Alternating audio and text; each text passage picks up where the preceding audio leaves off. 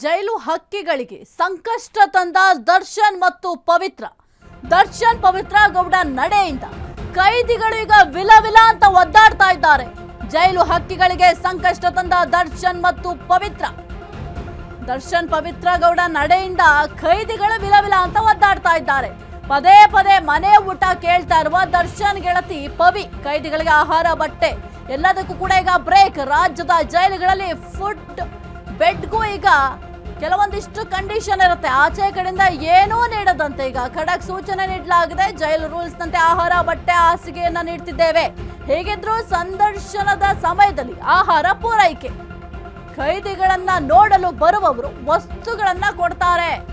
ಆಚೆ ಕಡೆಯಿಂದ ಬರೋ ಐಟಮ್ಗಳಲ್ಲಿ ಜೈಲಲ್ಲಿ ಈಗ ಬ್ರೇಕ್ ಹಾಕಲಾಗಿದೆ.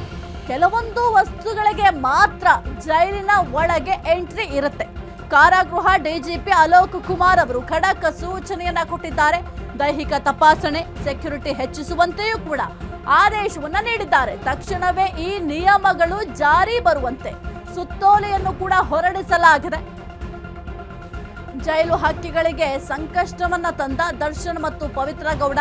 ಇನ್ನು ಪವಿತ್ರ ಗೌಡ ಸಾಕಷ್ಟು ಬಾರಿಯಲ್ಲಿ ನನಗೆ ಮನೆಯೂಟವನ್ನ ಕೊಡಿ, ಇಲ್ಲಿ ಊಟವನ್ನ ನನಗೆ ಸೇವನೆ ಮಾಡಲಿಕ್ಕೆ ಸಾಧ್ಯ ಆಗ್ತಾ ಇಲ್ಲ, ದಯವಿಟ್ಟು ನನಗೆ ಮನೆಯೂಟವನ್ನ ಬೇಕು, ಮನೆಯೂಟವನ್ನ ಕೊಡಿ ಅಂತ ಮನವಿ ಕೂಡ ಮಾಡ್ಕೊಂಡಿದ್ರು. ಜೊತೆಗೆ ಒಂದು ನ್ಯಾಯಾಲಯಕ್ಕೆ ಅರ್ಜಿಯನ್ನು ಕೂಡ ಸಲ್ಲಿಕೆ ಮಾಡಿದ್ರು. ಆದರೆ ಈಗ ಮನೆಯೂಟಕ್ಕೆ ಬ್ರೇಕ್.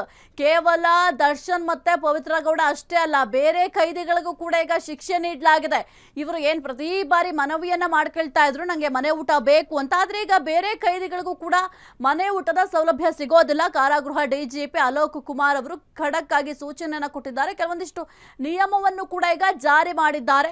ಇನ್ನು ಮುಖ್ಯವಾಗಿ ಮನೆಯೂಟ ಆಗಿರಬಹುದು ಅಥವಾ ಬಟ್ಟೆ ಆಗಿರಬಹುದು, ಅಂದ್ರೆ ಹೊರಗಿನಿಂದ ತರುವಂತಹ ವಸ್ತುಗಳು ಅದೆಲ್ಲದಕ್ಕೂ ಕೂಡ ಬ್ರೇಕ್ ಬಿದ್ದಿದೆ. ಕೇವಲ ಕೆಲವೊಂದಿಷ್ಟು ವಸ್ತುಗಳಿಗೆ ಮಾತ್ರ ಅಲೋ ಇರುತ್ತೆ. ಆದ್ರೆ ಎಲ್ಲಾ ವಸ್ತುಗಳಿಗೂ ಕೂಡ ಇಲ್ಲಿ ಪರ್ಮಿಷನ್ ಕೊಡೋದಿಲ್ಲ. ಜೊತೆಗೆ ಸೆಕ್ಯೂರಿಟಿಯನ್ನು ಕೂಡ ಹೆಚ್ಚಳ ಮಾಡಲಿಕ್ಕೆ ಈಗ ಸೂಚನೆಯನ್ನ ನೀಡಲಾಗಿದೆ.